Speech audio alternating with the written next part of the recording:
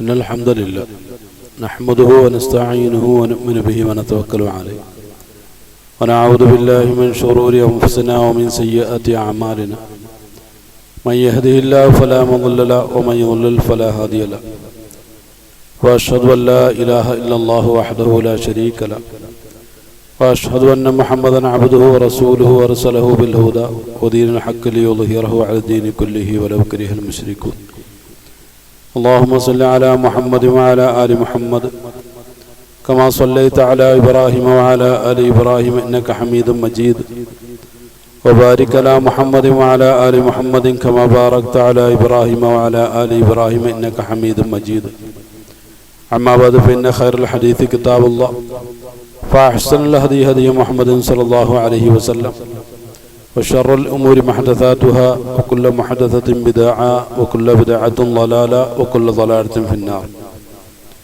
يا أيها الذين آمنوا اتقوا الله حق تقاته ولا تموتن إلا وأنتم مسلمون أعوذ بالله من الشيطان الرجيم بسم الله الرحمن الرحيم شهر رمضان الذي أنزل فيه القرآن هدى للناس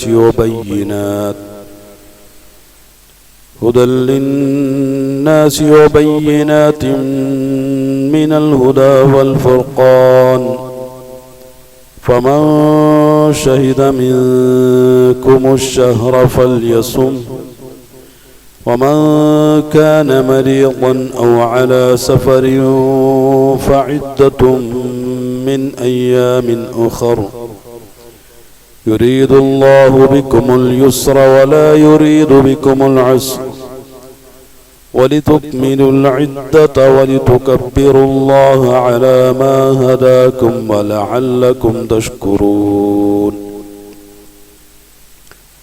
പ്രിയമുള്ള സഹോദരങ്ങളെ മുഅ്മിനീങ്ങളെ,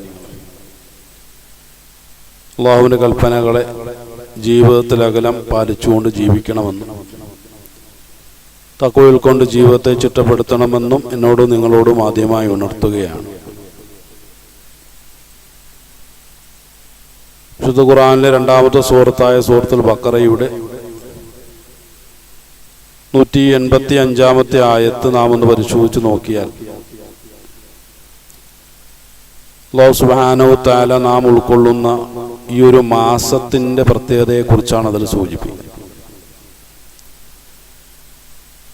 കഴിഞ്ഞ ആഴ്ച ചെറിയ നിലയ്ക്ക് ഈ ആയത്തൊന്ന് ചർച്ച ചെയ്ത് നമ്മൾ പോയതാണ്.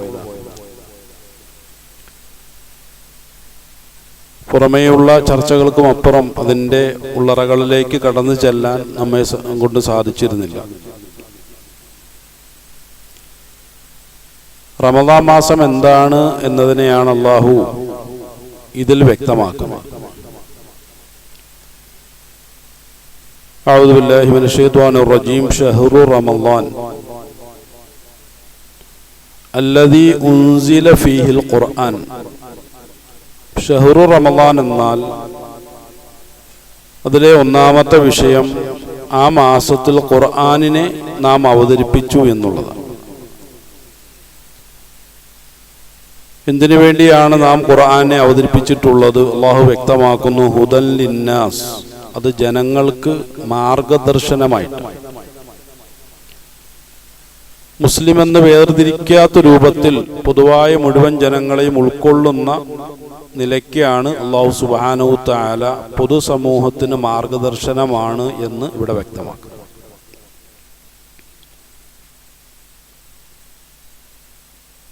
മാർഗദർശനമായി അല്ലാഹു സുബ്ഹാനഹു വ തആല അവതരിപ്പിക്കുന്ന അതിലുള്ള ഓരോ ആയത്തുകളുടെയും പ്രത്യേകത അത് ബയ്യിനാത്തുകളാണ്. വൈജ്ഞാനിക ലോകത്തെ ഏതേത് മാനദണ്ഡങ്ങൾക്ക് വിധേയമാക്കിയാലും സമ്പൂർണമായത് എന്ന് നമുക്ക് വ്യക്തമാകുന്ന രൂപത്തിലുള്ള ആയാത്തുകളാണ് അതിലുള്ളത് എന്ന് വ്യക്തം. സംശയങ്ങളില്ല, അസ്വസ്ഥതകളില്ല, ഒന്നുമില്ല. സത്യത്തെ ഉൾക്കൊള്ളാൻ തയ്യാറുള്ള ഒരു മനുഷ്യനെ സംബന്ധിച്ചിടത്തോളം മിനൽ ഹുദാ വൽ ഫുർഖാൻ, അത് ഹിദായത്തിൽ നിന്നുള്ള ബയ്യിനാത്തുകളാണ്. അതുപോലെ തന്നെ ഫുർഖാനാണ്, അത് ഫുർഖാനുമാണ്. അല്ലാഹു സുബ്ഹാനഹു വ തആല ഖുർആനിനെ ഈ ഒരു മാസത്തിൽ അവതരിപ്പിച്ചു എന്ന് പറയുന്നതിനുമപ്പുറം അതിൻ്റെ പ്രായോഗികമായ വശങ്ങളെ കൂടി വിശദീകരിക്കുന്ന ഒരു ഭാഗമാണ് ഈ ആയത്തിലൂടെ നമുക്ക് മനസ്സിലാക്കാൻ കഴിയുന്നത്. പലപ്പോഴും ഖുർആനിൻ്റെ മറ്റൊരു പേരായിട്ടാണ് ഫുർഖാൻ എന്നുള്ള നാമത്തെ നമുക്ക് മനസ്സിലാക്കാൻ കഴിയുന്നത്. എന്താണ് ഫുർഖാൻ എന്ന് പരിശോധിച്ചാൽ, സത്യത്തെയും അസത്യത്തെയും വേർതിരിക്കുന്നത് എന്നാണ് അതിൻ്റെ താല്പര്യം. അങ്ങനെ വ്യവച്ഛേദിക്കേണ്ട ആവശ്യമുണ്ട്. കാരണം സത്യത്തിൻ്റെ കലർപ്പുള്ള അസത്യങ്ങളുണ്ട്, അസത്യത്തിൻ്റെ കലർപ്പുള്ള സത്യങ്ങളുമുണ്ട്. അതുകൊണ്ട് തന്നെ കൃത്യമായ രൂപത്തിൽ അതിനെ വ്യവച്ഛേദിക്കേണ്ടതുണ്ട് എന്നുള്ളതാണ്. സത്യമാണെങ്കിൽ സത്യമാണ് എന്നുള്ള നിലയ്ക്ക് അതങ്ങനെ തന്നെ അവശേഷിക്കണം.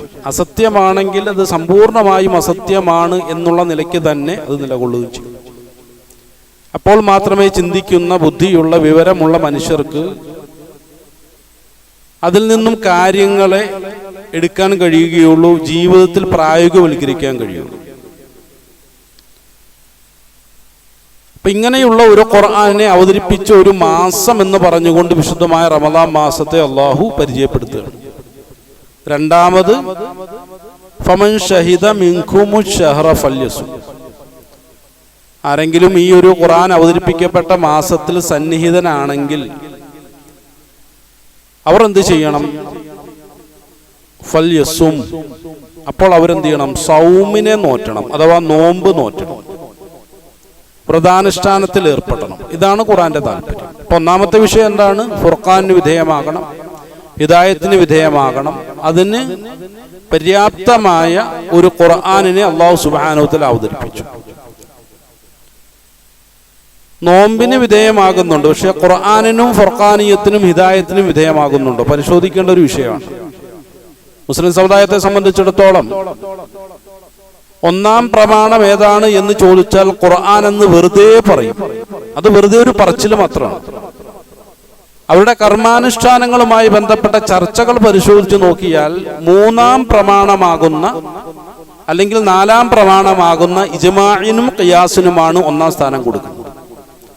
അത് മുസ്ലിം സമുദായത്തിൽ സംഭവിച്ചുപോയ വലിയൊരു ദുരവസ്ഥയാണ്. ഖുർആനിനെയും ഒന്നാം പ്രമാണമായ ഖുർആനിനെയും രണ്ടാം പ്രമാണമായ ഹദീസിനെയും മാറ്റി നിർത്തിക്കൊണ്ട് രൂപീകരിക്കപ്പെട്ട ഇസ്ലാമിനെയാണ് പലപ്പോഴും നമുക്ക് ഇവിടെ കാണാൻ കഴിയുന്നത്. ഇസ്ലാം എന്നുള്ള പേരിൽ അതിൽ മാറ്റം വരണം. മാറ്റം വരണമെങ്കിൽ ഒന്നാം സ്ഥാനം എന്തിനു കൊടുക്കണം? ഖുർആന് തന്നെ കൊടുക്കണം ഈ മാസം. കാരണം റമദാൻ മാസം എന്നുള്ളൊരു വിഷയത്തിന് ഒന്നാം സ്ഥാനം കൊടുത്തു കഴിഞ്ഞാൽ അത് കർമാനുഷ്ഠാനങ്ങളുടെ വിഷയമാണ്. അവിടെ ഫുർഖാനിയത്തില്ല, അവിടെ ഹിദായത്തില്ല, ഒന്നുമില്ല. അവിടെ നോമ്പിന്റെ ഫർദ്, നോമ്പിന്റെ ഷർത്ത്, എന്ത് ചെയ്താൽ നോമ്പ് മുറിയും എന്നിത്യാദി ചർച്ചകളിൽ മാത്രം ഒതുങ്ങിപ്പോകുന്ന ഒരവസ്ഥയിലേക്ക് മാറും. മനുഷ്യന് സന്മാർഗം ലഭ്യമാകുന്ന സംസ്കരണത്തിന്റെ ഒരു വഴിക്ക് അവിടെ യാതൊരു പ്രാധാന്യം ഇല്ലെന്നുള്ളതാണ്. പലപ്പോഴും ഖുർആനുമായി ബന്ധപ്പെട്ട പഠനങ്ങളിലേക്ക് നമ്മൾ വരുന്നതിന് മുമ്പ് അത്തരം ചുരുങ്ങിയ ഒരു മേഖലയിൽ ഒതുക്കപ്പെട്ട ഒരു അവസ്ഥയിലായിരുന്നു പഴയ കാലത്ത് മുസ്ലിം സമുദായം എന്ന് നമ്മൾ അവിടെ മനസ്സിലാക്കേണ്ടി വരും എന്നുള്ളതാണ്. അപ്പൊ അതുകൊണ്ട് റമദാൻ മാസത്തിൽ ഒന്നാം സ്ഥാനം എന്തിനു കൊടുക്കണം? ആദ്യം ഖുർആൻ കയ്യിലെടുക്കണം. ഖുർആൻ കയ്യിലെടുത്തതിന് ശേഷമുള്ള നോമ്പ് മതി. അതല്ലാത്ത ഒരു നോമ്പിനെ കുറിച്ച് ഖുർആൻ പരിചയപ്പെടുത്തിയില്ല. ഖുർആൻ കയ്യിലെടുക്കാത്തൊരു നോമ്പ്, അതെന്തൊരു നോമ്പാണ്? അതെന്തൊരു റമദാൻ മാസമാണ്? അങ്ങനെ റമദാൻ മാസത്തെ അല്ലാഹു സുബ്ഹാനഹു വ തആല പരിചയപ്പെടുത്തിയിട്ടില്ല. ഖുർആൻ കയ്യിലെടുക്കുന്ന ഒരു വ്യക്തിയെ സംബന്ധിച്ചിടത്തോളം അവൻ ഹിദായത്തിനും വിധേയമാകണം, ഫുർഖാനിയത്തിനും വിധേയമാകണം. ഞങ്ങൾ പണ്ട് മുതലേ ഇങ്ങനെ കഴിഞ്ഞുകൂടിയത്, അത് പാടില്ല. മാറ്റങ്ങൾ വരണം. ഓരോ റമദാൻ മാസവും മനുഷ്യനുള്ള മാറ്റത്തിന് വേണ്ടിയിട്ടുള്ളതാണ്. പലപ്പോഴും നമ്മൾ പ്രഭാഷണങ്ങളിലൂടെ ക്ലാസ്സുകളിലൂടെ കേൾക്കാറുണ്ട് ആത്മസംസ്കരണം. എന്താണ് ഈ ആത്മസംസ്കരണം? ആത്മാവിനൊരു സംസ്കാരത്തിന്റെ ആവശ്യമുണ്ടോ? സംസ്കരണത്തിന്റെ ആവശ്യമുണ്ടോ? എന്താണ് ഈ ആത്മാവ്? അതിനെക്കുറിച്ച് കൃത്യമായ രൂപത്തിൽ വിലയിരുത്തപ്പെട്ടിട്ടുണ്ടോ? അങ്ങനെ കുറേയധികം വിഷയങ്ങളെ ഉൾക്കൊള്ളുന്നു. പലപ്പോഴും ഒരു പ്രയോഗമായിട്ട് അതങ്ങനെ പോകും. ആത്മസംസ്കരണം. എന്നാൽ റമദാൻ മാസത്തെ സംബന്ധിച്ചിടത്തോളം ഒരു മനുഷ്യൻ അവന്റെ ആത്മാവിനെ സംസ്കരിക്കുന്ന, ആത്മാവിനെ ഉൾക്കൊള്ളുന്ന എന്തൊക്കെ മാനസിക ആത്മീയ തലങ്ങളുണ്ടോ ആ മേഖലകളിലൊക്കെ സംസ്കരണം സംഭവിക്കുന്ന, സംസ്കരണം സിദ്ധിക്കുന്ന ഒരവസ്ഥയിലൂടെ മാത്രമേ ഒരു റമദാൻ മാസത്തിലൂടെ ശരിയായ ഒരു മുഅ്മിനീന് കടന്നു പോകാൻ സാധിക്കൂ. നോമ്പിൽ മാത്രം റമദാൻ മാസത്തെ പരിമിതപ്പെടുത്തവൻ അത് ശരിയായ മുസ്ലിമാണ് എന്നൊരിക്കലും നമുക്ക് പറയുക സാധ്യമല്ല. ഇപ്പൊ ഫുർഖാനിന് വിധേയമാകുന്നത് എങ്ങനെയാണ്? അതുമായി ബന്ധപ്പെട്ട പ്രായോഗികമായ ഒരു പഠനം അല്ലാഹു സുബ്ഹാനഹു വ തആല 8-ാമത്തെ സൂറത്തായ സൂറത്തുൽ അൻഫാലിന്റെ 29-ാമത്തെ ആയത്തിൽ വ്യക്തമാക്കി. മുഅ്മിനീങ്ങളെ സംബോധന ചെയ്തുകൊണ്ട് അല്ലാഹു ആ ഒരു വിഷയം ചർച്ച ചെയ്യുകയാണ്. അഊദു ബില്ലാഹി മിനശ് ശൈത്വാനിർ റജീം. യാ അയ്യുഹല്ലദീന ആമനൂ, എൻ്റെ പ്രിയങ്കരായ മുഅ്മിനീങ്ങളെ, ഇൻ തത്തഖുല്ലാഹ്, നിങ്ങൾ അള്ളാഹുവിന്റെ വിഷയത്തിൽ തഖ്വ ഉൾക്കൊള്ളാൻ തയ്യാറാകണം. പലപ്പോഴും നമ്മൾ ചർച്ച ചെയ്തു പോയിട്ടുള്ളതാണ്. എന്താണ് തഖ്വ ഉൾക്കൊള്ളൽ? ഞാൻ ഓരോരോ പ്രവൃത്തികൾ ചെയ്തുകൊണ്ടേയിരിക്കുന്നു, ഓരോരോ ചിന്തകൾ എൻ്റെ മനസ്സിൽ രൂപപ്പെട്ടുകൊണ്ടേയിരിക്കുന്നു, പല നിലയ്ക്കുമുള്ള സമീപനങ്ങൾ എന്നിൽ നിന്നുണ്ടായിക്കൊണ്ടേയിരിക്കുന്നു. ഇതിന്റെ കാരണം എന്തായിരിക്കും? എൻ്റെ താല്പര്യങ്ങളാണോ അതോ മറ്റുള്ള എന്തെങ്കിലുമാണോ? എൻ്റെ താല്പര്യങ്ങളാണെങ്കിൽ അതിന് നമ്മൾ പറയുക ഹവയെ നമ്മുടെ ജീവിതത്തിൽ നടപ്പിലാക്കിയെന്നാണ്. എൻ്റെ ഹവയ്ക്ക് അനുസൃതമായിട്ടെന്ന് പറഞ്ഞാൽ എൻ്റെ ഈഗോയ്ക്ക്, എൻ്റെ അഹന്തയ്ക്ക് അനുസൃതമായി ഞാൻ മുന്നോട്ട് പോകുന്നു എന്നാണ് അതെൻ്റെ താല്പര്യം. ആര് പറഞ്ഞാലും കേൾക്കില്ല, എൻ്റെ താല്പര്യമാണ്. നിങ്ങൾക്കതൊക്കെ പറയാം, എന്നെ കൊണ്ടതൊന്നും കഴിയില്ല. അതൊരു ധാർഷ്ട്യമാണ്. അള്ളാഹുവിന് സമ്പൂർണമായും ഒരു മനുഷ്യൻ വിധേയമാകുമ്പോൾ അവൻ മുസ്ലിമായി മാറുകയാണ്. അപ്പോൾ മാത്രമേ അവൻ മുസ്ലിം ആകുന്നുള്ളൂ, അല്ലാത്തൊരു മുസ്ലിമില്ല. സമ്പൂർണമായും അള്ളാഹുവിന് വേണ്ടി സ്വന്തം ജീവിതത്തെ സമർപ്പിച്ചവൻ എന്നുള്ള നിലയ്ക്ക് ഒരു വ്യക്തി ഒരു മുസ്ലിമായി മാറുന്നു. അങ്ങനെയുള്ള ഒരു മുസ്ലിം തഖ്വയ്ക്ക് സമ്പൂർണമായും വഴിപ്പെടണം. എന്ന് പറഞ്ഞാൽ എൻ്റെ മനസ്സിലുള്ള താല്പര്യം അള്ളാഹു മാത്രമേ ആകാവൂ എന്നുള്ളതാണ് തഖ്വ എന്നുള്ളതിൻ്റെ താല്പര്യം. അതിൻ്റെ പ്രായോഗികമായ വശമാണ്. സൂക്ഷ്മത എന്ന് നമ്മൾ അർത്ഥം പറയാറുണ്ട്, പക്ഷെ പലപ്പോഴും അതിൻ്റെ പ്രായോഗികതയെക്കുറിച്ച് ചർച്ച ചെയ്യാറുണ്ട്. ഇപ്പം എൻ്റെ മനസ്സിലുള്ള പ്രേരണ അള്ളാഹു മാത്രം എൻ്റെ മനസ്സിൽ പ്രേരണയായി മാറുമ്പോൾ എൻ്റെ ജീവിതത്തിൽ സംഭവിക്കുന്ന ഓരോരോ പ്രവൃത്തികൾക്കും ഖുർആനിൻ്റെ മണമുണ്ടാകുമെന്നതിൻ്റെ താല്പര്യമുണ്ടാകും. അള്ളാഹു എൻ്റെ മനസ്സിൻ്റെ സമ്പൂർണമായ താല്പര്യമായി മാറുമ്പോൾ എൻ്റെ മനസ്സിൽ രൂപപ്പെടുന്ന ചിന്തകൾക്ക് ഖുർആനിൻ്റെയും ഹദീസിൻ്റെയും തലങ്ങളുണ്ടാകും. അതാണ് തഖ്വയെ ഉൾക്കൊള്ളുക എന്നുള്ളതിന്റെ താല്പര്യം. അല്ലാഹു സുബ്ഹാനഹു വ തആല പറഞ്ഞു, തഖ്വ ഉൾക്കൊള്ളാൻ നിങ്ങൾ തയ്യാറാണോ മുഅ്മിനീങ്ങളെ? എങ്കിൽ യജ്അൽ ലക്കും ഫുർഖാന, ഫുർഖാനിയത്തിനുള്ള ശേഷി നിങ്ങൾക്ക് നാം നൽകാമെന്ന് അല്ലാഹു സുബ്ഹാനഹു വ തആല വഅദ ചെയ്യുന്നു. സുബ്ഹാനല്ലാഹ്, നമ്മൾ ചിന്തിച്ചു നോക്കി. അപ്പോൾ ഫുർഖാനിയത്തിന് നമ്മൾ വിധേയമാകണം. ഷഹ്റു റമദാൻ അല്ലദീ ഉൻസില ഫീഹിൽ ഖുർആൻ ഹുദൻ ലിന്നാസി വബയ്യിനാതിൻ മിനൽ ഹുദാ വൽ ഫുർഖാൻ. ഫുർഖാനിയത്തിന് വിധേയമായെങ്കിൽ മാത്രമേ, അഥവാ സത്യത്തെയും അസത്യത്തെയും കൃത്യമായ രൂപത്തിൽ വ്യവച്ഛേദിക്കാൻ നമ്മളെ കൊണ്ട് കഴിഞ്ഞെങ്കിൽ മാത്രമേ ഒരു ഹിദായത്തിന്റെ വഴികളിലൂടെ നമുക്ക് സഞ്ചരിക്കാൻ സാധ്യമാവുകയുള്ളൂ എന്ന് ഖുർആൻ അടിവര ഇട്ടുകൊണ്ട് പ്രഖ്യാപിക്കുമ്പോൾ ആ ഫുർഖാനിയത്തിന് വിധേയമാകാനുള്ള യോഗ്യത എന്താണെന്നുള്ളതിനെ കുറിച്ചാണ് അല്ലാഹു സുബ്ഹാനഹു വ തആല സൂറത്തുൽ അൻഫാലിലെ 29-ാമത്തെ ആയത്തിലൂടെ വ്യക്തമാക്കുന്നത്. അപ്പൊ അതും മനസ്സിലാക്കണം. എന്ത് ചെയ്യണം? ഫുർഖാനിയത്തിലുള്ള കഴിവ്, നന്മ തിന്മകളെ വേർതിരിക്കാനുള്ള ശേഷി എനിക്ക് ഉണ്ടാകണമെങ്കിൽ ഞാൻ എന്ത് ചെയ്യണം? തഖ്വയെ ഉൾക്കൊള്ളുന്ന ഒരു വ്യക്തിയായി മാറണം. തഖ്വയെ ഉൾക്കൊള്ളണമെങ്കിൽ സമ്പൂർണമായും എൻ്റെ ജീവിതത്തെ അല്ലാഹുവിന് വേണ്ടി സമർപ്പിക്കണം. എൻ്റെതായ താല്പര്യം എന്നെ ഒരിക്കലും ഭരിക്കാൻ പാടില്ല. എൻ്റെ അഭിപ്രായങ്ങൾക്ക് മുൻതൂക്കം കൊടുക്കാൻ പാടില്ല. എനിക്ക് അങ്ങനെ തോന്നി, എനിക്കിങ്ങനെ തോന്നി എന്ന് പറയാൻ പാടില്ല. അങ്ങനെ പറയാനുള്ള അധികാരം, അവകാശം ശരിയായ ഒരു മുസ്ലിമിനില്ല. അങ്ങനെ പറഞ്ഞു തുടങ്ങിയാൽ തഖ്വയിൽ നിന്നും അവൻ വഴിമാറിപ്പോയി എന്നാണ് അതിൻ്റെ അർത്ഥം. അപ്പൊ തഖ്വയിൽ നിന്നും വഴിമാറിപ്പോയി കഴിഞ്ഞാൽ പിന്നെ സ്വന്തം ഹവയ്ക്ക് അനുസൃതമായിട്ടാണ് ഒരു വ്യക്തി മുന്നോട്ട് പോവുക. അപ്പൊ തഖ്വയെ ഉപേക്ഷിച്ച് സ്വന്തം ഹവയ്ക്ക് അനുസൃതമായ രൂപത്തിൽ ഹവയുടെ താല്പര്യങ്ങളെ അനുസരിച്ചുകൊണ്ട് ഒരു വ്യക്തി മുന്നോട്ട് പോകുമ്പോൾ അവൻ കിബറിന്റെ വഴിയിലേക്കാണ് മാറി സഞ്ചരിക്കുന്നത്. അല്ലാഹു സുബ്ഹാനഹു വ തആല ആദം നബി അലൈഹി സ്വലാമിനെ സൃഷ്ടിച്ചു. നമുക്കൊക്കെ അറിയാവുന്ന സംഭവമാണ്. അള്ളാഹുവിന്റെ താല്പര്യം നടപ്പിലാക്കുക എന്നുള്ളതാണ്. അതെല്ലാ സൃഷ്ടികളുടെയും ബാധ്യതയാണ്.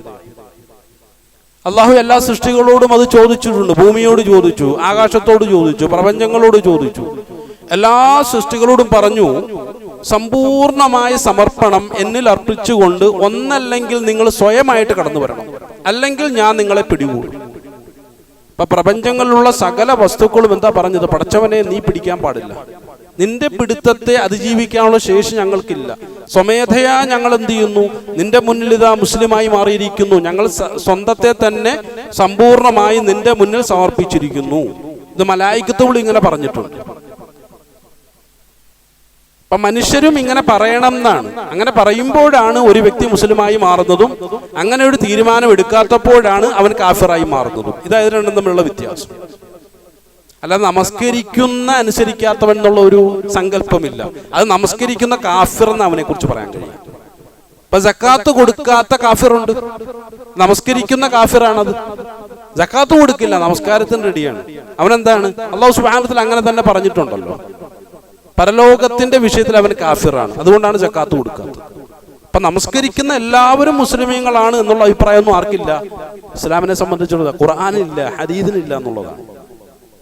ഇപ്പൊ പറഞ്ഞു വന്ന വിഷയം, സ്വന്തം താല്പര്യങ്ങൾക്ക് പ്രാധാന്യം കൊടുത്തുകൊണ്ട് വേണമെങ്കിൽ ഒരു കാഫിറായി ജീവിക്കാം, അല്ലെങ്കിൽ സ്വന്തത്തെ സമ്പൂർണമായും സമർപ്പിച്ചുകൊണ്ട് ഒരു മുസ്ലിമായി ജീവിക്കാം. ഇവിടെ ചരിത്രപരമായി നാം പരിശോധിച്ച് നോക്കുമ്പോൾ കിബിറിന് നല്ല ഒരു ഉദാഹരണം. കിബിറിന്റെ സമുദ്ഘാടന കർമ്മം നിർവഹിക്കപ്പെടുന്നത് എവിടെയാണ്? മാനുഷിക ചരിത്രം നമ്മൾ പരിശോധിച്ച് നോക്കുമ്പോൾ മാനവിക ചരിത്രത്തിൽ ആദ്യമായി കിബിറിന്റെ സമുദ്ഘാടന കർമ്മം അഥവാ അഹങ്കാരത്തിന്റെ, സ്വന്തം അഹന്തയുടെ താല്പര്യങ്ങൾക്ക് അനുസൃതമായി മുന്നോട്ട് പോകുന്ന ഒരവസ്ഥ, ഒരു കാഴ്ചപ്പാട്, ഒരു രീതി, അതിന്റെ സമുദ്ഘാടന കർമ്മം നിർവഹിക്കപ്പെടുന്നത് ഒരു മനുഷ്യനിലൂടെയല്ല, മറിച്ച് ഇബ്ലീസിലൂടെയാണ്. അതൊരു ജിന്നാണ്. ഏതാണ് സന്ദർഭം? അള്ളാഹു പറഞ്ഞു, നിങ്ങൾ എല്ലാവരും എന്ത് ചെയ്യണം? ആദമിന് സുജൂദ് ചെയ്യണം. അതാണ് കൽപ്പന. ഫസജദൂ, എല്ലാവരും സുജൂദ് ചെയ്തു, ഇല്ല ഇബ്ലീസ്. ഇബ്ലീസ് മാത്രം മാറി നിന്നു. എന്താ കാരണം? ഇബ്ലീസിൽ സമ്പൂർണമായും അള്ളാഹുവിന് സ്വയം സമർപ്പിച്ചിരുന്നില്ല. അള്ളാഹ് പറഞ്ഞു, ഇല്ല ഇബ്ലീസ്. ഇബ്ലീസ് മാത്രം മാറി നിന്നു, ആ സുജൂദിൽ പങ്കെടുത്തില്ല. എന്താ കാരണം എന്നറിയോ? അള്ളാഹ് തന്നെ പറയാണ്, അവൻ നിരസിച്ചു, അവൻ ഇസ്തിഗ്ബാറിന്റെ വഴി സ്വീകരിച്ചു. അതാണ് സ്വന്തം താല്പര്യങ്ങൾക്ക് അനുസൃതമായി ഒരു വ്യക്തി ജീവിക്കാൻ തയ്യാറാകുമ്പോൾ അവൻ ഇസ്തിഗ്ബാറിന്റെ, അഹങ്കാരത്തിന്റെ ആളായി മാറി. അഹങ്കാരത്തിന്റെ ആളായി മാറിയാൽ വകാന മിനൽ കാഫിരീൻ, അതാണ് അതിന്റെ നിയമം. അല്ലാഹു സുബ്ഹാനഹു വ തആല നമ്മളെ പഠിപ്പിച്ചു തരാൻ വേണ്ടി പറയാണ്. എനിക്ക് പഠിക്കാൻ വേണ്ടി അള്ളാഹു എന്ത് ചെയ്തു?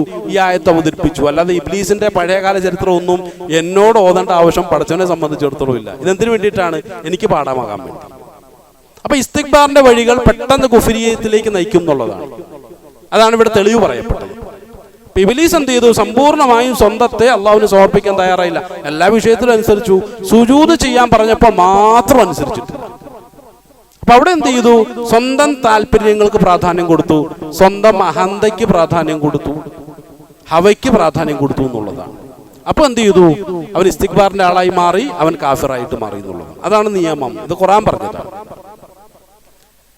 എന്നാൽ കിബറിന്റെ വഴികൾ സ്വീകരിച്ചുകൊണ്ട് വിശുദ്ധ ഖുർആനെ തള്ളിക്കളഞ്ഞ ധാരാളം ആളുകൾ, ഇപ്പൊ കഴിഞ്ഞ ആഴ്ചയിൽ നമ്മൾ ചർച്ച നടത്തിയത് റിസാലത്തിന്റെ കൈമാറ്റം ലോകത്ത് എങ്ങനെ സംഭവിച്ചു എന്നുള്ളൊരു വിഷയത്തിലാണ്.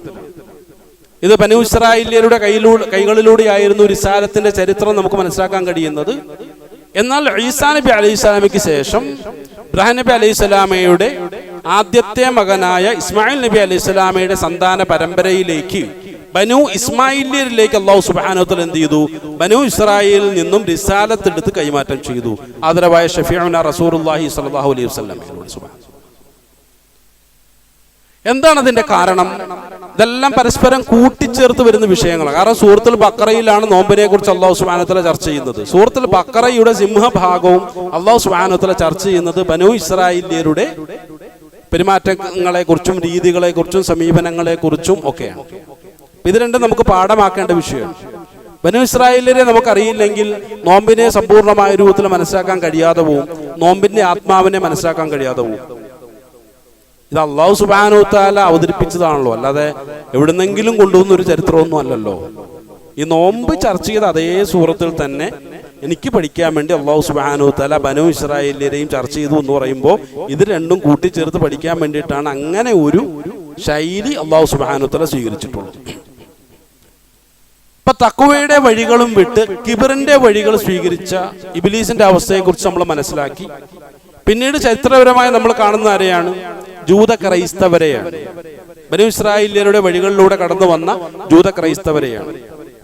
അല്ലാഹു സുബ്ഹാനഹു വ തആല സൂറത്തുൽ ബഖറയുടെ 87-ാമത്തെ ആയത്തിലൂടെ വ്യക്തമാക്കുന്നു. അഊദു ബില്ലാഹി മിനശ് ശൈത്വാനിർ റജീം. ബിസ്മില്ലാഹിർ റഹ്മാനിർ റഹീം. അഫകുല്ലമാ ജാഅഹും റസൂലുൻ. അല്ലാഹു സുബ്ഹാനഹു വ തആല ധാരാളം പ്രവാചകന്മാരെ അവരിലേക്ക് അയച്ചുകൊണ്ടേയിരുന്നു.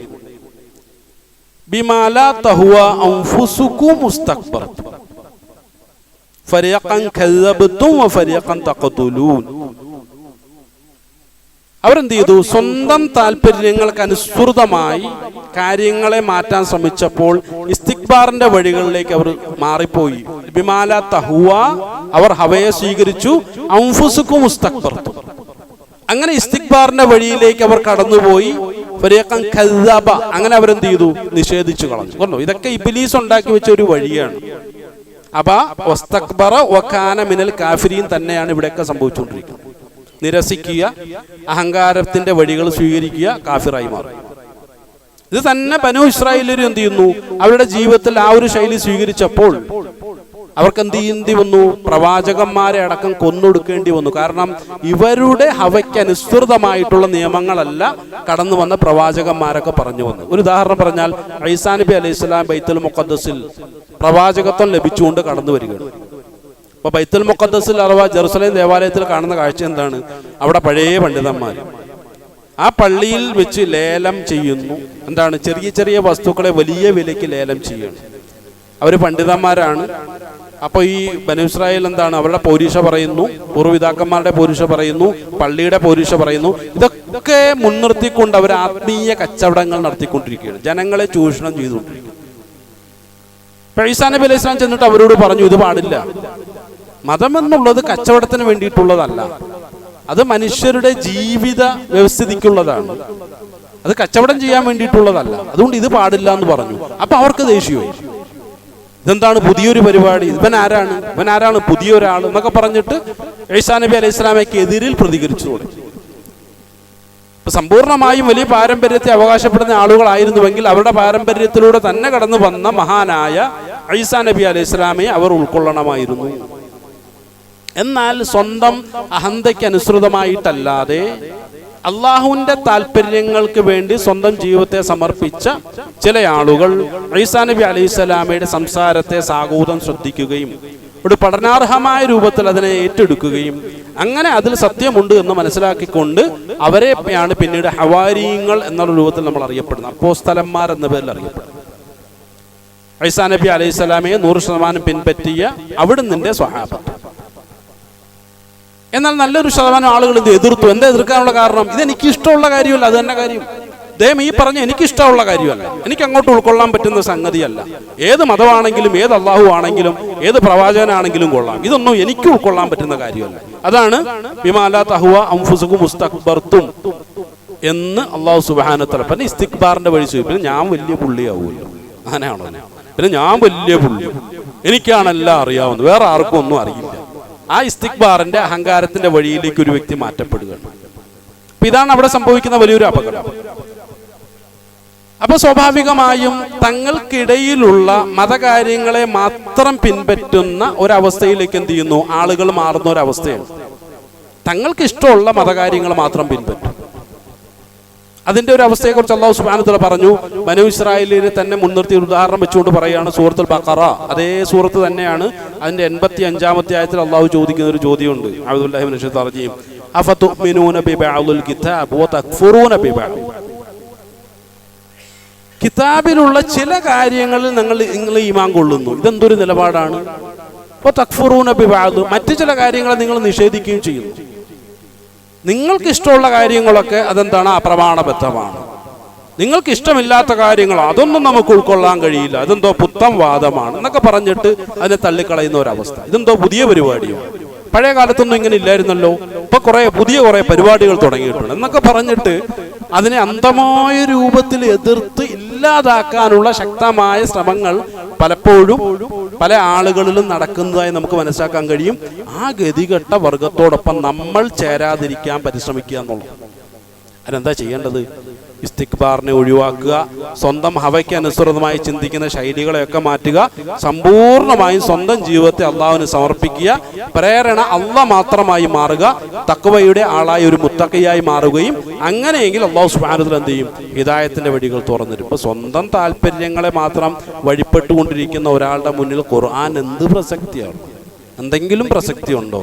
ഒരു പ്രസക്തിയില്ല. അതിൽ 114 സൂറത്തുകൾ ഉണ്ട് എന്നുള്ളത് ശരിയാണ്, 6000-ഓളം ആയത്തുകൾ ഉണ്ട് എന്നുള്ളത് ശരിയാണ്. പക്ഷെ ഈ മനുഷ്യന്റെ ജീവിതത്തിൽ ഇന്നേ വരെ ഖുർആൻ യാതൊരു ഇടപെടലും നടത്തിയിട്ടില്ലെന്ന് പറഞ്ഞാൽ അദ്ദേഹത്തെ സംബന്ധിച്ച് റമദാൻ മാസം നോമ്പ് മാത്രമാണ്, ഖുർആൻ വന്നിട്ടില്ല. പിന്നെ ഖുർആൻ എടുത്താൽ തന്നെ എന്താണ്? അർത്ഥമറിയാതെയുള്ള പാരായണമാണ്. എന്താ പറഞ്ഞതെന്ന് എനിക്കൊന്നും അറിയില്ല, കുറെ ഓതി തീർത്തിട്ടുണ്ട്, അത്ര മാത്രം. ഇന്നേ വരെ അള്ളാഹു എന്നോട് ഒരു കാര്യം പോലും പറഞ്ഞിട്ടില്ല. ആ ഒരു അവസ്ഥയാണ്. പക്ഷെ ഇവിടെ നമ്മൾ മനസ്സിലാക്കേണ്ട ഒരു സംഗതി, ബനൂ ഇസ്രായേൽ ഇത്രമാത്രം കടുത്ത നിലപാടുകൾ സ്വീകരിക്കുന്നതിന് മുമ്പ് അവരുടെ ഇരട്ടത്താപ്പ് നയമാണ്. ഭൗതികമായ വിഷയങ്ങളിൽ അവരെന്നും മതകാര്യങ്ങളെ ഉയർത്തിപ്പിടിക്കുമായിരുന്നു. അത് പ്രായോഗികവൽക്കരിക്കാൻ വേണ്ടിയിട്ടല്ല, കേവലം ഒരു വാദം എന്നുള്ളതിന്. അവരുടെ പാരമ്പര്യത്തെക്കുറിച്ച് പറയുമ്പോൾ വലിയ ആവേശം കൊള്ളും. ബനൂ ഇസ്രായേൽ എന്ന് പറഞ്ഞാൽ ഇബ്രാഹിം നബി അലൈഹി സ്വലാമയുടെ രണ്ടാമത്തെ പുത്രനായ ഇസ്ഹാഖ് നബി അലൈഹി സ്വലാമയുടെ പാരമ്പര്യത്തിൽപ്പെട്ടവരാണ് ഞങ്ങൾ. കുടുംബ കഥകളൊക്കെ വല്ലാത്ത ആവേശത്തോടെ പറയും. നിന്റെ വ്യക്തിത്വം എന്താണെന്നുള്ളതിനെ കുറിച്ച് മാത്രം ചോദിച്ചേക്കരുത്. ഞങ്ങളുടെ പൂർവികർ അങ്ങനെയുള്ളവരായിരുന്നു, വലിയ പാരമ്പര്യമുള്ളവരാണെന്നൊക്കെ പറഞ്ഞിട്ട് വലിയ ആവേശം കൊള്ളും.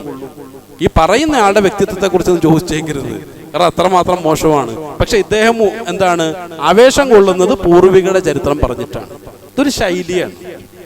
അല്ലാഹു സുബ്ഹാനഹു വ തആല പറയാണ് സൂറത്തുൽ ബഖറയിലൂടെ തന്നെ അതിന്റെ 99-ാമത്തെ ആയത്ത് പരിശോധിച്ച് നോക്കിയാൽ അല്ലാഹു പറയുന്നു, അഊദു ബില്ലാഹി മിനശ് ശൈത്വാനിർ റജീം, വലമ്മാ ജാഅഹും കിതാബുൻ മിൻ ഇൻദില്ലാഹി മുസദ്ദിഖുൻ ലിമാ മഅഹും വകാനൂ മിൻ ഖബ്ലു യസ്തഫ്തിഹൂന അലല്ലദീന കഫറൂ വലമ്മാ ജാഅഹും മാ അറഫൂ കഫറൂ ബി ഫലഅനതുല്ലാഹി അലൽ കാഫിരീൻ. അവരിലേക്ക് വിശുദ്ധ ഖുർആന്റെ സന്ദേശങ്ങൾ എത്തി. അതിലെ റസൂലുള്ളാഹി സ്വല്ലല്ലാഹു അലൈഹി വസല്ലം വിശുദ്ധ ഖുർആന്റെ സന്ദേശങ്ങളുമായി ജൂത ക്രൈസ്തവർക്കിടയിലേക്ക് കടന്നു വന്നു. അവർ എന്ത് ചെയ്തു? നിഷ്കരുണം അതിനെ തള്ളിക്കളഞ്ഞു. ഞങ്ങൾക്ക് ഇത് ഉൾക്കൊള്ളാൻ കഴിയില്ല. എന്താ കാരണം? അഫതുഅ്മിനൂ ബിബഅദിൽ കിതാബി വതക്ഫുറൂന ബിബഅദ്. ചില കാര്യങ്ങളെ ഉൾക്കൊള്ളും, ചില കാര്യങ്ങളെ ഞങ്ങൾക്ക് ഉൾക്കൊള്ളാൻ കഴിയില്ല എന്ന് പറഞ്ഞാൽ ഇത് ഞങ്ങളുടെ പാരമ്പര്യത്തിൽപ്പെട്ടവരല്ലല്ലോ, ഞങ്ങളുടെ കുടുംബത്തിൽപ്പെട്ടയാളല്ല, അതുകൊണ്ട് ഞങ്ങൾക്ക് ഉൾക്കൊള്ളാൻ ഒരു പ്രയാസമാണ്. അവർ തീരുമാനം എടുക്കുകയാണ് അള്ളാഹുവിന്റെ ദീനിന്റെ വിഷയത്തിലാണ്, ഇറക്കപ്പെടുന്ന അള്ളാഹുവിന്റെ ആയത്തുകളുടെ വിഷയത്തിൽ അവർ സ്വന്തം തീരുമാനം എടുക്കുന്നു. അള്ളാഹുവിന്റെ തീരുമാനങ്ങളല്ല, അവിടെ തഖ്വയല്ല, അഹന്തയ്ക്കാണ് പ്രാധാന്യം. അപ്പൊ അവരെന്ത് ചെയ്യും? അവരോട് എതിർക്കാൻ വരുന്ന അവരുടെ ശത്രുക്കളോ അവർ പറയും, ഞങ്ങൾക്കൊരു പ്രവാചകൻ വരാനുണ്ട്, ആ പ്രവാചകൻ ഇങ്ങോട്ടൊന്ന് വന്നോട്ടെ. കാരണം നമുക്കറിയാം മദീനയുടെ ചരിത്രം പരിശോധിച്ച് നോക്കിക്കഴിഞ്ഞാൽ പലപ്പോഴും അവിടെയുള്ള ജൂത ഗോത്രങ്ങളുമായി ഔസ് ഖസറജ് ഗോത്രങ്ങളൊക്കെ തമ്മിൽ പലപ്പോഴും ഇടയ്ക്കിടെ സംഘട്ടനങ്ങൾ ഉണ്ടാകാറുണ്ട്. ഈ സംഘട്ടന വേളകളിൽ അവിടെയുള്ള ജൂത ക്രൈസ്തവർ സ്വയം മേനി പറയുമായിരുന്നു അത്രേ, അല്ലെങ്കിൽ പ്രതീക്ഷ അർപ്പിക്കുമായിരുന്നു, ഞങ്ങളുടെ പ്രവാചകൻ ഇങ്ങ് വന്നോട്ടെ. കാരണം അവരുടെ തൗറാത്തിലും അവരുടെ ഇഞ്ചീലിലും വരാൻ പോകുന്ന ഒരു വാഗ്ദത്ത പ്രവാചകനെ കുറിച്ചുള്ള സൂചനയുണ്ട്. ഇന്നും നമ്മൾ പുതിയ നിയമം പരിശോധിച്ച് നോക്കിയാലും, വിശുദ്ധ ബൈബിളിലെ പുതിയ നിയമം പരിശോധിച്ച് നോക്കിക്കഴിഞ്ഞാലും പഴയ നിയമം പരിശോധിച്ച് നോക്കിയാലും വളരെ വ്യക്തമായി മോശെ പ്രവാചകൻ പ്രഖ്യാപിക്കുന്നതായി, അല്ലെങ്കിൽ പ്രവചിക്കുന്നതായി, യേശുക്രിസ്തു പ്രഖ്യാപിക്കുന്നതായി, അല്ലെങ്കിൽ പ്രവചിക്കുന്നതായി കൃത്യമായ വചനങ്ങളുണ്ട്. എന്നെ പോലെ ഒരു പ്രവാചകൻ എനിക്ക് ശേഷം വരാനുണ്ട് എന്ന് പറയുന്ന മൂസാ നബി അലൈഹിസ്സലാം.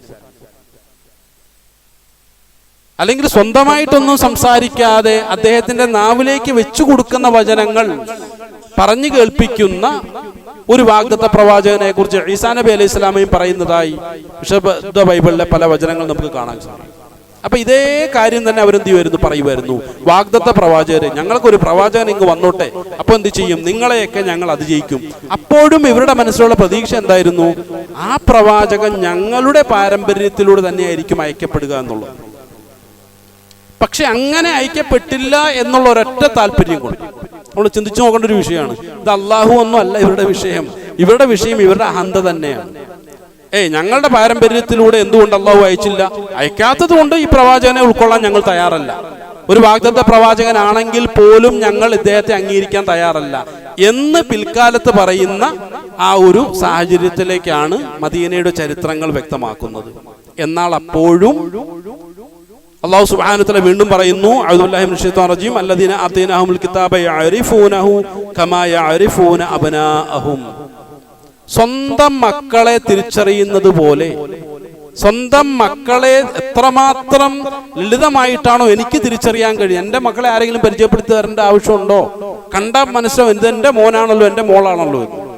അത്രമാത്രം ലാഘവത്തോടുകൂടി എളുപ്പത്തിൽ അവർക്ക് ശേഷം വരാവുന്ന ഈ പ്രവാചകരെയും അതുപോലെ തന്നെ ആ പ്രവാചകർ മുന്നോട്ട് വയ്ക്കുന്ന ഖുർആനിനെയും ഉൾക്കൊള്ളാനുള്ള അവസ്ഥയുണ്ടായിരുന്നു. അത്രമാത്രം അവരുടെ മുൻ വേദഗ്രന്ഥങ്ങളെ സത്യപ്പെടുത്തിക്കൊണ്ട് തന്നെയാണ് വിശുദ്ധ ഖുർആൻ കടന്നു വന്നിട്ടുള്ളത്. ഖുർആൻ ഇത് പറയുമ്പോൾ അല്ലദീന ആതൈനാഹുൽ കിതാബ യഅരിഫൂനഹു കമാ യഅരിഫൂന അബ്നാഅഹും, അവരുടെ അബ്നാഉകളെ, മക്കളെ, സ്വന്തം മക്കളെ തിരിച്ചറിയുന്നത് പോലെ തന്നെ അവർക്ക് തിരിച്ചറിയാൻ കഴിയുമായിരുന്നു എന്നുള്ള ആയത്തിറങ്ങുന്ന ഒരു പശ്ചാത്തലമുണ്ട്. മദീനയിലേക്ക് റസൂലുള്ളാഹി സ്വല്ലല്ലാഹു അലൈഹി വസല്ലം ദഅവത്തുമായി കടന്നു ചെന്ന സമയത്ത് സ്വന്തം അഹന്തയെ മാറ്റി നിർത്തിക്കൊണ്ട് അല്ലാഹു സുബ്ഹാനഹു വ തആല മുൻകാല പ്രവാചകന്മാരുടെ വാക്കുകളിലൂടെ തന്നെ വാഗ്ദാനം ചെയ്യപ്പെട്ട ആ മഹാനായ പ്രവാചകനാണോ ഇത് എന്ന് പരിശോധിക്കാൻ വേണ്ടി മദീനയിൽ ഉണ്ടായിരുന്ന പല ജൂത പണ്ഡിതന്മാരും തയ്യാറായിട്ടുണ്ട്. അതിൽ പ്രധാനിയായ ഒരു വ്യക്തിയാണ് അബ്ദുല്ലാഹി ഇബ്നു സലാം റളിയല്ലാഹു അൻഹു. അദ്ദേഹം ഒരു ജൂത പണ്ഡിതനായിരുന്നു, വലിയ പണ്ഡിതനായിരുന്നു. ഇങ്ങനെ ഒരു പ്രവാചകൻ മക്കയിൽ അവതരിച്ചിട്ടുണ്ട്, അദ്ദേഹം മദീനയിലേക്ക് കടന്നു വരുന്നുണ്ട്. ഇതെല്ലാം വേദഗ്രന്ഥങ്ങളിൽ സൂചനയുള്ള വിഷയങ്ങളാണല്ലോ എന്ന് മനസ്സിലാക്കിക്കൊണ്ട് അതിരവായ റസൂലുള്ളാഹി സ്വല്ലല്ലാഹു അലൈഹി വസല്ലമയെ കുറിച്ച് അബ്ദുല്ലാഹി ഇബ്നു സലാം പരിശോധനകൾ നടത്തുക. ആ പരിശോധനയിലൊക്കെയും റസൂലുള്ളാഹി സ്വല്ലല്ലാഹു അലൈഹി വസല്ലം ഒരു സത്യപ്രവാചകനാണെന്ന് മനസ്സിലാക്കിക്കൊണ്ട് അബ്ദുല്ലാഹി ഇബ്നു സലാം ആവേശത്തോടു കൂടി ഷഹാദത്ത് വരിക്കുന്നതിന് വേണ്ടി റസൂലുള്ളാഹി സ്വല്ലല്ലാഹു അലൈഹി വസല്ലമയുടെ മുന്നിലേക്ക് വരുന്ന ആ സംഭവത്തെ മുൻനിർത്തിക്കൊണ്ട് അദ്ദേഹമാണ് പറഞ്ഞത്, ഈ പ്രവാചകനെ ഇത്രമാത്രം സംശയിക്കേണ്ട ആവശ്യകത എന്താണുള്ളത്? അദ്ദേഹം സ്വന്തം കുടുംബത്തോട് പറയണം, സ്വന്തം മോളോട് സംസാരിക്കണം. മഹാനായി മുഹമ്മദ് എന്ന് പറയുന്ന ആദരവായ റസൂലുള്ളാഹി സ്വല്ലല്ലാഹു അലൈഹി വസല്ലമയെ എന്തിനു സംശയിക്കണം? നമ്മളുടെ മുൻകാല വേദഗ്രന്ഥങ്ങളെ മാത്രം എടുത്ത് പരിശോധിച്ച് നോക്കിയാൽ മതി. ആദരവായ മൂസാ നബി അലൈഹിസ്സലാം, ആദരവായ ഈസാ നബി അലൈഹിസ്സലാം ഒക്കെ പ്രഖ്യാപിച്ച അതേ പ്രവാചകരാണ് അല്ലാഹു സുബ്ഹാനഹു വ തആല ഇവിടെ അയച്ചിട്ടുള്ളത്. സ്വന്തം മക്കളെ തിരിച്ചറിയുന്നത് പോലെ, ഞാൻ നിന്നെ മനസ്സിലാക്കുന്നത് പോലെ അദ്ദേഹം പറഞ്ഞതാണ്, സ്വന്തം മോളോട് പറഞ്ഞത്. ഞാൻ നിന്നെ മനസ്സിലാക്കുന്നത് പോലെ വളരെ പെട്ടെന്ന് തന്നെ ഈ പ്രവാചകരെയും അവിടുന്ന് മേൽ അവതീർണമായിട്ടുള്ള വിശുദ്ധ ഖുർആനെയും എനിക്ക് തിരിച്ചറിയാൻ കഴിയുമെന്ന് പറഞ്ഞുകൊണ്ട് ആവേശത്തോടുകൂടി റസൂലുള്ളാഹി സ്വല്ലല്ലാഹു അലൈഹി വസല്ലമയുടെ സന്നിധാനത്തിലേക്ക് ഓടിച്ചെന്ന മഹാനായ ഒരു ജൂത പണ്ഡിതനെയാണ് അബ്ദുല്ലാഹി ഇബ്നു സലാം റളിയല്ലാഹു അൻഹു എന്ന മഹാനിലൂടെ നമുക്ക് മനസ്സിലാക്കാൻ കഴിയും. അങ്ങനെയുമുണ്ട് ആളുകൾ സ്വന്തം അഹന്തയെ മാറ്റി നിർത്തിക്കൊണ്ട്, സ്വന്തം കിബിറിനെ മാറ്റി നിർത്തിക്കൊണ്ട്, സ്വന്തം താല്പര്യങ്ങളെ മാറ്റി നിർത്തിക്കൊണ്ട് സമ്പൂർണമായും പഴയ കാലത്തും ഒരു മുസ്ലിമായി ജീവിക്കാൻ ഭാഗ്യം സിദ്ധിച്ച ഒരു മനുഷ്യനാണ്. അപ്പോൾ അദ്ദേഹത്തിന്റെയും അതുപോലെ തന്നെ നിഷേധികളായിട്ടുള്ള ആളുകളുടെ ശൈലികളൊക്കെ പരിശോധിച്ച് നോക്കിക്കഴിഞ്ഞാൽ അല്ലാഹു സുബ്ഹാനഹു വ തആല സൂറത്തുൽ ബഖറയിൽ പറഞ്ഞതുപോലെ തന്നെ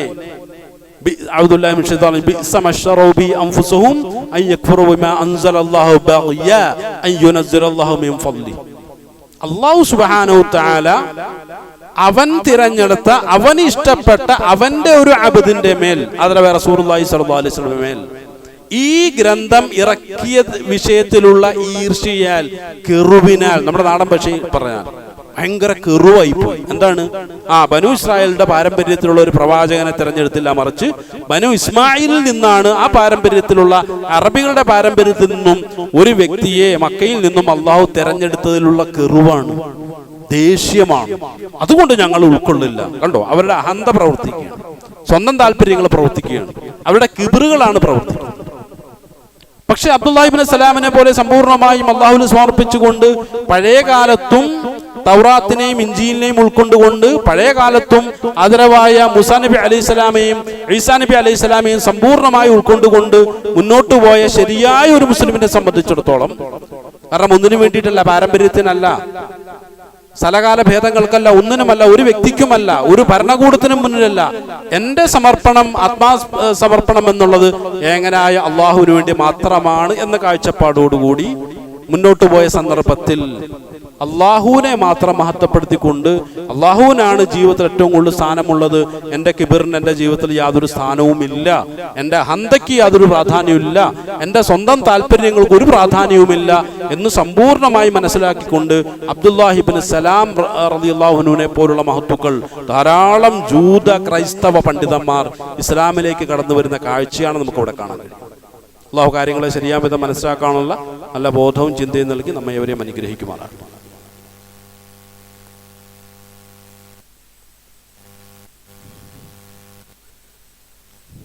അൽഹംദുലില്ലാഹി റബ്ബിൽ ആലമീൻ, വസ്സലാത്തു വസ്സലാമു അലാ അഷ്റഫിൽ മുർസലീൻ വഅലാ ആലിഹി വസഹ്ബിഹി അജ്മഈൻ, അമ്മാ ബഅദ്. അള്ളാഹുവിൻ്റെ കൽപ്പനകളെ ശിരസാ വഹിച്ചുകൊണ്ട് ജീവിതത്തെ മുന്നോട്ട് നയിക്കണമെന്നും തഖ്വയിൽ കൊണ്ട് ജീവിതത്തെ ചിട്ടപ്പെടുത്തണമെന്നും രണ്ടാമതൊന്നുകൂടി ഉണർത്തുകയാണ്.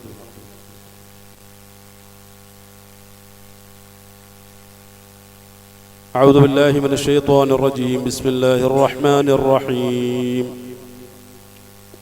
يريد الله بكم اليسر ولا يريد بكم العسر ولتكملوا العدة ولتكبروا الله على ما هداكم ولعلكم تشكرون. അല്ലാഹു സുബ്ഹാനഹു വ തആല വിശുദ്ധമായ റമളാൻ മാസം എന്നുള്ളത് ഖുർആൻ അവതീർണമായ മാസമാണ് എന്ന് നമ്മളോട് പറയും. ഇബ്രാഹിം നബി അലൈഹി സ്വലാമയുടെ വലിയൊരു ദുആയുടെ ഖബൂലിയത്താണ് എന്ന് വിശുദ്ധ ഖുർആൻ നമ്മളോട് വ്യക്തമാക്കും. അങ്ങനെയുള്ള വിശുദ്ധ ഖുർആൻ അവതീർണമായ ഈ ഒരു മാസത്തിൽ എന്ത് നിലപാടുകളാണ് നമ്മൾ സ്വീകരിക്കേണ്ടത്? അള്ളാഹു പറയുന്നു, നിങ്ങൾ ആദ്യമായി എന്ത് ചെയ്യണം? ഫുർഖാനിയത്തിന് വിധേയമാകണം. നന്മ തിന്മകളെ, സത്യാസത്യത്തെ വേർതിരിച്ച് മനസ്സിലാക്കാനുള്ള പ്രവർത്തനങ്ങളിൽ ഏർപ്പെടണം. അതുവഴി ഹിദായത്തിൻ്റെ രാജപാതയിലൂടെ നിങ്ങൾ സഞ്ചരിക്കണം. അങ്ങനെ അവസാനം മോക്ഷത്തിൻ്റെ വഴികളിലേക്ക് നിങ്ങൾ എത്തിപ്പെടണം എന്നുള്ള താല്പര്യമാണ് ഈ ഒരു മാസത്തിൻ്റെ ചർച്ചകളിലുള്ള അല്ലാഹു സുബ്ഹാനഹു വ തആല നമ്മളെ ബോധ്യപ്പെടുത്തുന്നത്. ഖുർആനിന്, ഫുർഖാനിയത്തിന്, ഹിദായത്തിനൊക്കെ നമ്മൾ വിധേയമാകണം. അല്ലാഹു പറഞ്ഞു, അതിനു വേണ്ടിയിട്ട് എന്ത് ചെയ്യണം? ഈ മാസത്തിൽ നിങ്ങൾ നോമ്പ് അനുഷ്ഠിക്കണം. കാരണം മനുഷ്യനെ സംബന്ധിച്ചിടത്തോളം പല നിലയ്ക്കുമുള്ള മാനസികമായിട്ടുള്ള അവസ്ഥകളുണ്ട്. പലതരം സ്വഭാവങ്ങളെ ഉൾക്കൊള്ളുന്നവനാണ് ഒരു മനുഷ്യൻ. മൃഗീയമായ സ്വഭാവമുണ്ട്, പിശാചിൻ്റെ സ്വഭാവമുണ്ട്, പൈശാചിക സ്വഭാവമുണ്ട്, അതുപോലെ തന്നെ മലക്കിൻ്റെ സ്വഭാവവും. അതുകൊണ്ട് മൃഗീയവും പൈശാചികവുമായിട്ടുള്ള സ്വഭാവങ്ങളെ മാറ്റി നിർത്തണം. മൃഗത്തെ സംബന്ധിച്ചിടത്തോളം എല്ലാം സ്വന്തം താല്പര്യമാണ്. അഹന്തയാണ് ഓരോ മൃഗത്തിലും പ്രവർത്തിച്ചു കൊണ്ടിരിക്കുന്ന അവൻ്റെ ആ മൃഗങ്ങളുടെ മാനസിക തലത്തിൻ്റെ ഏറ്റവും ഉത്തമമായ ഭാഗം എന്ന് പറയുന്നത് അഹന്തയാണ്. സ്വന്തം താല്പര്യം, മറ്റൊന്നും ചിന്തിക്കേണ്ട കാര്യമില്ല. അവിടെ ധർമ്മ അധർമ്മ ചർച്ചകൾക്കൊന്നും അവിടെ യാതൊരു സ്ഥാനവുമില്ല. അപ്പം മൃഗങ്ങളെ പോലെ നിങ്ങളാകാൻ പാടില്ല. കാരണം മൃഗങ്ങളെക്കാളും സവിശേഷ സൃഷ്ടിയാണ് മനുഷ്യൻ. അതുകൊണ്ട് എന്ത് ചെയ്യണം? അഹന്തകളെ മാറ്റി നിർത്തണം. മനുഷ്യന് മാത്രം അല്ലാഹു സുബ്ഹാനഹു വ തആല നൽകിയിട്ടുള്ള സവിശേഷമായ ആത്മാവിനെ തിരിച്ചറിയണം. അതിൻ്റെ ശേഷിയെ മനസ്സിലാക്കണം. അതിൻ്റെ ശേഷിയെ സമ്പൂർണമായും നടപ്പിലാക്കിക്കൊണ്ട് അവൻ മോക്ഷം നേടുന്ന ഒരു അവസ്ഥ, ആധ്യാത്മിക തലത്തിലേക്കുള്ള ഒരു മോക്ഷമാണ് ഖുർആന്റെ ആത്യന്തികമായ താല്പര്യം എന്ന് പറയുന്നത്. അതിലേക്ക് മാറണം. ബനൂ ഇസ്രായേലിനെ പോലെ ആകാൻ പാടില്ല, ഇബ്ലീസിനെ പോലെ ആകാൻ പാടില്ല. ഇത്തരം ദുസ്വഭാവങ്ങൾ സ്വീകരിക്കുന്ന, സ്വന്തം താല്പര്യങ്ങൾക്ക് അനുസൃതമായി മുന്നോട്ട് പോകുന്ന ആളുകളാകാൻ പാടില്ല. അല്ലാഹു സുബ്ഹാനഹു വ തആല പറഞ്ഞല്ലോ, നിങ്ങളെ സംബന്ധിച്ചിടത്തോളം നിങ്ങൾ തെറ്റായിട്ടുള്ള ആ ഒരു പ്രവണത സ്വീകരിക്കുന്നതുകൊണ്ട് അല്ലാഹു എന്ത് ചെയ്തു? അവരെ ശപിച്ചിരിക്കുകയാണ്. അള്ളാഹുവിന്റെ കോപം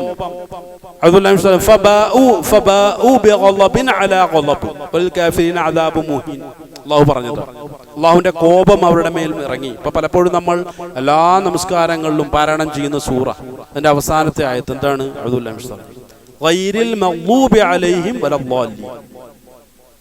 മഗ്ലൂബീങ്ങളായ ആളുകളുടെ കൂട്ടത്തിൽ, പടച്ചവനെ നിന്റെ കോപം ഇറങ്ങിയ ആളുകളുടെ കൂട്ടത്തിൽ ഞങ്ങളെ നീ ഉൾപ്പെടുത്തല്ലേ, ഹിദായത്തിന്റെ ശരിയായ മാർഗത്തിലേക്ക് ഞങ്ങളെ നീ നയിക്കണം എന്ന് ഇഹ്ദിന സിറാത്തുൽ മുസ്തഖീം എന്ന് പറഞ്ഞുകൊണ്ട് ആ സിറാത്തിനെ വ്യവച്ഛേദിച്ചുകൊണ്ട് അതിന്റെ ഫുർഖാനിയത്തും അതിന്റെ ഹിദായത്തും പ്രകടമാക്കിക്കൊണ്ടാണ് അള്ളാഹു നമ്മൾ ആവശ്യപ്പെടുന്നത്. പക്ഷെ ഈ ആവശ്യം മുന്നോട്ട് വെക്കുന്നതിനോടൊപ്പം തന്നെ അള്ളാഹുവിനെ നമ്മൾ പറയുന്നത് എന്താണ്? ഗൈറിൽ മഗ്ലൂബി അലൈഹിം വലദ്ദാലീൻ. അള്ളാഹുവേ, മഗ്ലൂബീങ്ങളോടൊപ്പം ദാലീങ്ങളോടൊപ്പം ഞങ്ങളെ നീ ഉൾപ്പെടുത്തല്ലേ. ധാരാണ് ജൂത ക്രൈസ്തവരെ കുറിച്ച് അള്ളാഹു സുബ്ഹാനഹു വ തആല സൂചിപ്പിച്ച ഒരു പ്രയോഗമാണ്. പക്ഷെ ഇവിടെ അടിവരയിട്ടുകൊണ്ട് നമ്മളൊരു കാര്യം മനസ്സിലാക്കണം. ഇത് ജൂതന്മാർക്കും ക്രൈസ്തവർക്കും മാത്രം കൊടുത്താൽ മതിയോ? എല്ലാം തികഞ്ഞ ഒരു വ്യക്തിയാണോ ഞാൻ? നമ്മൾ ഓരോ ആളുകളും നമ്മളെ ഒന്ന് അവതരിപ്പിക്കാൻ പഠിക്കും. ഈ വിശുദ്ധ ഖുർആന്റെ ആയത്തുകളെ മുൻനിർത്തിക്കൊണ്ട് ജൂത ക്രൈസ്തവരെ കുറിച്ച് അല്ലാഹു സുബ്ഹാനഹു വ തആല പരിചയപ്പെടുത്തിയപ്പോ എന്തെങ്കിലും അത്തരം ചില സ്വഭാവങ്ങൾ എനിക്കുണ്ടോ? ഇവിടെ പറയപ്പെട്ട ഒരു വിഷയം എന്താണ്? എനിക്കിഷ്ടമുള്ള കാര്യം മാത്രം ഞാൻ എടുക്കുക, മറ്റുള്ളതിനെയൊക്കെ തള്ളിക്കളയുക. ഈ ഒരു ശൈലി ഞാൻ സ്വീകരിച്ചു കഴിഞ്ഞാൽ ഞാനും മഗ്ലൂബിലാണ്, ളാലീലാണ്. പിന്നെ ഇത് ഇന്നത്തെ കാലത്ത് ജൂത ക്രൈസ്തവർക്കിടയിൽ വലിയ ചർച്ചയുണ്ടായി, ക്രൈസ്തവർക്കിടയിൽ വലിയ ചർച്ചയുണ്ടായി. മുസ്ലിമീങ്ങൾ അവരുടെ നമസ്കാരത്തിൽ ഞങ്ങളെ ഇങ്ങനെ ആക്ഷേപിച്ചുകൊണ്ടേ ഇരിക്കുകയാണല്ലോ എന്ന്. കാരണം എന്താ വെച്ചാൽ വലിയൊരു തെറ്റിദ്ധാരണയാണ്. ഇത് ക്രൈസ്തവരെ കുറിച്ച് മാത്രം പറഞ്ഞതാണ്, ഞാൻ ഇതിൽ നിന്നും സമ്പൂർണമായും സംരക്ഷിക്കപ്പെട്ട ഒരു വ്യക്തിയാണ് എന്ന് ഓരോ മുസ്ലിമും തെറ്റിദ്ധരിക്കുകയാണ്. കാരണം അവന്റെ താല്പര്യങ്ങളെ മാത്രം മുൻനിർത്തിക്കൊണ്ട് അള്ളാഹുവിന്റെ താല്പര്യങ്ങളെ തൃണവത് ഗണിച്ചുകൊണ്ട് മുന്നോട്ട് പോകുന്ന ഞാൻ്റെ അടക്കമുള്ള മുസ്ലിമീങ്ങൾ ഇവിടെ അവകാശവാദം ഉന്നയിക്കുന്നത് ശരിയാണോ? എന്താണ്, ഞാൻ വാലിയങ്ങളിൽപ്പെട്ട ഒരാളല്ല, ഞാൻ മഗ്ലൂബിൽപ്പെട്ട ഒരാളല്ല എന്നുള്ള അവകാശവാദം തെറ്റല്ലേ? പലപ്പോഴും ജൂത ക്രൈസ്തവരുടെ സ്വഭാവം എൻ്റെ ജീവിതത്തിൽ ഞാൻ സ്വീകരിക്കുന്നില്ലേ എന്നുള്ളതാണ് ഇവിടെ നമ്മൾ പരിശോധിക്കുന്നത്. റമദാൻ മാസം വന്നു, അടുത്തൊരു സഹോദരൻ പറഞ്ഞതാണ്, റയ്യാൻ എന്ന കവാടത്തിലൂടെ കയറി പോകാം എന്നുള്ള റമദാനിന്റെ വഅദകൾ, വാഗ്ദാനങ്ങൾ, അത് അന്ധമായ കാഴ്ചപ്പാടുകൾ സമൂഹത്തിൽ ഉണ്ടാക്കുന്നില്ലേ? ശരിയാണ്, ഉണ്ടാക്കുന്നുണ്ട്. എന്താണ്? നോമ്പ് പിടിച്ചാൽ മതി, റയ്യാൻ എന്ന കവാടവുമായിട്ട് അവിടെ പടച്ചോൻ കാത്തിരിക്കുകയാണ്. ഇത് ആരാണ് നമുക്ക് ഈ തെറ്റിദ്ധാരണകൾ നൽകിയത്? അങ്ങനെ ചിന്തിക്കാൻ പാടില്ല. കാരണം റമദാൻ മാസത്തിലേക്കുള്ള നോമ്പിലേക്ക് സഹാബത്ത് എങ്ങനെ ഒരുങ്ങിയത്?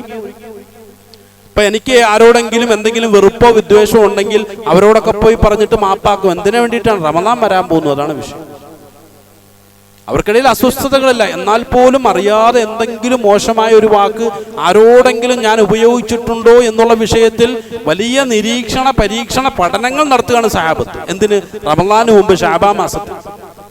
അദ്ദേഹത്തോട് പോയി മാപ്പി ചോദിക്കുന്നു, റമദാൻ വരാൻ പോവാണ്, എനിക്ക് റമദാനിൽ പ്രവേശിക്കണം, അപ്പൊ നിങ്ങൾ മാപ്പാക്കി തരണം എന്ന് പറഞ്ഞിട്ട് മനസ്സിനെ സമ്പൂർണമായും എല്ലാവിധ പക, വിദ്വേഷ, അസൂയകളിൽ നിന്നും സമ്പൂർണമായും സുരക്ഷിതമാക്കിയതിനു ശേഷം മാത്രം റമദാനിലേക്ക് കടക്കുന്ന സഹാബത്തിനാണ് നമുക്ക് കാണാൻ കഴിയുക. അവിടെയാണ് റസൂലുള്ളാഹി സ്വല്ലല്ലാഹു അലൈഹി വസല്ലം പറഞ്ഞ ഖൗല സൂരി വൽ അമൽ ലൈസലില്ലാഹി ഹാജ. എന്താ പറഞ്ഞത്? നിങ്ങൾ കുറെ വിശന്നിരിക്കുന്നതുകൊണ്ട് പടച്ചവൻ ഒരു കാര്യമില്ല. കാരണം എന്താ അറിയോ? മോശമായ വാക്കും പ്രവൃത്തിയും നോമ്പ് പിടിച്ചുകൊണ്ട് നീ ഉപയോഗിക്കുന്നുണ്ടെങ്കിൽ പോയി വെള്ളം കുടിച്ചോളൂ, വേറെ ഒന്നും ചെയ്യേണ്ട ആവശ്യമില്ല. എന്തിനു വെറുതെ വിശന്നിരിക്കണം? സാമ്പത്തിക ഇടപാടുകൾ നടത്തിക്കൊണ്ടിരിക്കുകയാണ് പകലുകളിൽ, മാർക്കറ്റില് നമ്മൾ കച്ചവടം ചെയ്യുന്ന ആളുകളാണല്ലോ. സാമ്പത്തിക ക്രയവിക്രയങ്ങളിൽ ശക്തമായ അനീതി. ആരാണ്? നോമ്പുകാരനാണ്. എന്തിനു വിശന്നിരിക്കണം? വെള്ളം കുടിച്ചുകൂടെ? ഭക്ഷണം കഴിച്ചുകൂടെ? ഇപ്പൊ നോമ്പുകാരനാണ് ഏതിലൂടെ മാത്രമാണ്? ഭക്ഷണപാനീയങ്ങളെ ഉപേക്ഷിക്കുന്ന വിഷയത്തിൽ മാത്രം ഞാൻ നോമ്പുകാരനാണ്. അങ്ങനെ ഒരു നോമ്പ് അല്ലാഹ് പഠിപ്പിച്ചിട്ടുണ്ടോ? റസൂലുള്ളാഹി സ്വല്ലല്ലാഹു അലൈഹി വസല്ലം പഠിപ്പിച്ചിട്ടുണ്ടോ? ആരുടെയെങ്കിലും അറിവിലുണ്ടോ? ഇല്ല. മുഴുവൻ ഹദീസുകൾ എടുത്ത് പരിശോധിച്ച് നോക്ക്, മുഴുവൻ ഖുർആൻ ആയത്തുകൾ എടുത്ത് പരിശോധിച്ച് നോക്ക്, എവിടെയും അങ്ങനെ ഒരു ചർച്ചയില്ല. ഭക്ഷണപാനീയങ്ങളെ മാത്രം ഉപേക്ഷിക്കുന്ന ഒരു നോമ്പിനെ കുറിച്ച് ഒരു ചർച്ചയില്ല. അങ്ങനെ ഒരു നോമ്പിനെ ഇസ്ലാം പരിചയപ്പെടുത്തിയിട്ടില്ല. ഇസ്ലാം പരിചയപ്പെടുത്തിയിട്ടുള്ള നോമ്പ് എന്ന് പറഞ്ഞാൽ സമ്പൂർണമായ ആത്മസംസ്കരണമാണ്. അത് സിദ്ധിക്കുന്ന ഒരു സാഹചര്യം ഉണ്ടെങ്കിൽ മാത്രം ഞാൻ നോമ്പുകാരനാണ്. മോശമായ വാക്ക് എനിക്ക് ഉപേക്ഷിക്കാൻ കഴിയുന്നില്ലേ? എൻ്റെ ഭാര്യയോട് മോശമായ വാക്ക് ഞാൻ ഉപയോഗിക്കാറുണ്ടോ? എൻ്റെ മക്കളോട് ഞാൻ ഉപയോഗിക്കാറുണ്ടോ? എൻ്റെ മാതാപിതാക്കളോട് ഞാൻ ഉപയോഗിക്കാറുണ്ടോ? എൻ്റെ അയൽവാസികളോട് ഞാൻ ഉപയോഗിക്കാറുണ്ടോ? എൻ്റെ സുഹൃത്തുക്കളോട് ഞാൻ പ്രയോഗിക്കാറുണ്ടോ? എൻ്റെ സമൂഹത്തിലുള്ള ഏതെങ്കിലും ഒരു മനുഷ്യനോട് ഞാൻ പ്രയോഗിച്ചാൽ നോമ്പ് നഷ്ടപ്പെട്ടു എന്നർത്ഥം. നോമ്പ് നഷ്ടപ്പെടാതിരിക്കണമെങ്കിൽ അയാളോട് മാപ്പ് ചോദിക്കണം. അറിയാതെ പറഞ്ഞു പോയതാണ് കേട്ടോ, ഒരു വൈകാരികമായ ആവശ്യത്തിൽ. നിങ്ങൾ മാപ്പ് ചെയ്ത് തന്നിട്ടില്ലെങ്കിൽ എൻ്റെ നോമ്പ് നഷ്ടപ്പെട്ടു എന്ന് ചിന്തിക്കാനും എന്ന് മനസ്സിലാക്കാനും, അല്ലെങ്കിൽ നോമ്പിൽ എന്തെങ്കിലും സാമ്പത്തിക തിരിമറി നടത്തിയിട്ടുണ്ടെങ്കിൽ പോയിട്ട് മാപ്പ് ചോദിച്ച് ആ സാമ്പത്തികമായിട്ടുള്ള ഇടപാടുകൾ കൃത്യത വരുത്തി സമ്പൂർണമായിട്ടും പരിഹാരം ഉണ്ടാക്കിയതിനു ശേഷം നോമ്പിൽ പ്രവേശിച്ചാൽ മാത്രമാണ് ഇസ്ലാം പരിചയപ്പെടുത്തിയിട്ടുള്ള നോമ്പ്. അല്ലാത്തൊരു നോമ്പില്ല. അല്ലാത്ത നോമ്പ് ആരുടേതാണ്? ജൂത ക്രൈസ്തവരുടെ സംസ്കാരത്തിലുള്ള നോമ്പാണ്. കാരണം അവരുടെ ഒരു സ്വഭാവം എന്ന് വെച്ചാൽ ഇഷ്ടമുള്ളതൊക്കെ കഴിക്കും, വെള്ളം നല്ലതാകാൻ വരുമ്പോൾ വെള്ളം കുടിക്കും, അത്യാവശ്യം ഉപേക്ഷിക്കാൻ പറ്റുന്നത് മാത്രം ഉപേക്ഷിച്ചിട്ട് ഒരു തരം നോമ്പ് കൊടുത്തുവാണ് എന്ന് പറഞ്ഞതുപോലെയാണ് പെരുമാറ്റ വിഷയങ്ങൾ. എനിക്കിഷ്ടമുള്ള ചില സ്വഭാവങ്ങൾ ഞാൻ നിലനിർത്തുന്നു, എനിക്കിഷ്ടമില്ലാത്തതൊക്കെ ഞാൻ എന്ത് ചെയ്യുന്നു, ഞാൻ തള്ളിക്കളയുന്നു. എന്നിട്ട് എന്ത് ചെയ്യുന്നു, ഞാൻ അതൊക്കെ എൻ്റെ ജീവിതത്തിന്റെ ഭാഗമാക്കി മാറ്റുന്നു. എൻ്റെ അഹന്തയെ മുൻനിർത്തിക്കൊണ്ട്, എൻ്റെ അഹങ്കാരത്തെ മുൻനിർത്തിക്കൊണ്ട് എന്ത് ചെയ്യുന്നു, തഖ്വയെ തള്ളിക്കളഞ്ഞുകൊണ്ടുള്ള ഒരു നോമ്പുകാരനായി ഞാൻ മാറാൻ ശ്രമിക്കുമ്പോൾ ഞാനൊരു വിഡ്ഢിയായ നോമ്പുകാരനായി മാറുന്നു എന്നാണ് അതിൻ്റെ താല്പര്യം.